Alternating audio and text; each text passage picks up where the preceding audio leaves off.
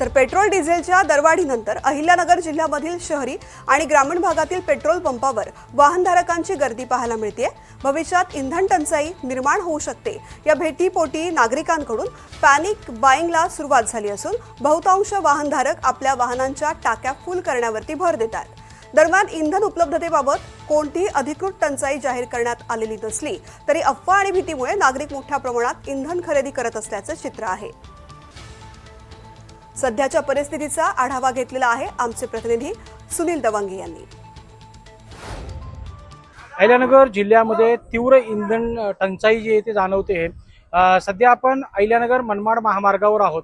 या ठिकाणी जे 7-8 पेट्रोल पंप आहेत त्यापैकी आत्ताचा एक जो इंडियन ऑइलचा जो पेट्रोल पंप आहे तो या ठिकाणी आपल्याला सुरू असल्याचं पाहायला मिळतंय। जे काही इंधन घेण्यासाठी जे लोक येत होते म्हणजे पेट्रोल किंवा डिझेल भरण्यासाठी जी मंडळी या ठिकाणी येत होती ती 100 ते 150 रुपयाचं इंधन पूर्वी टाकायचे, मात्र आता पॅनिक बाईंग जे आहे ते सुरू झाल्याचं पाहायला मिळतंय। म्हणजे 500 रुपयाच्या पुढेच पेट्रोल जे आहे ते खरेदी करताना या ठिकाणी जे दुचाकी स्वार आहे ते पाहायला मिळत आहे।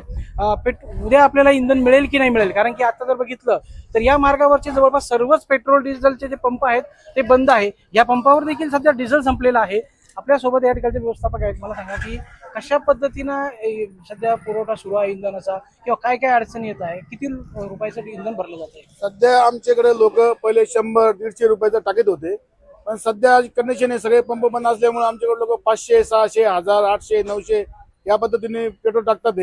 डिझेल बी शेतकरी लोक जे 1000-1500 न्यायचे ते 4-4000, 5-5000 आणि आसपासचे खेड्याचे जे आहे शिंगवे, वैजापूर, धोत्र, भोजड, कोलपेवाडी, आस्तेगाव, इकडं तुम्हाला सांगा रुई, कानेगाव इकडून लोक येऊन डिझेल घेऊन जातात आमच्याकडून। आमचा पंप कंटिन्यू चालू आहे, आमचा पंप बंद नाही, पण डिझेल पुरवठा कमी असल्यामुळे आम्हाला येणं शक्य होत नाहीये। पेट्रोल आता किती रुपयाचं टाकताय लोक?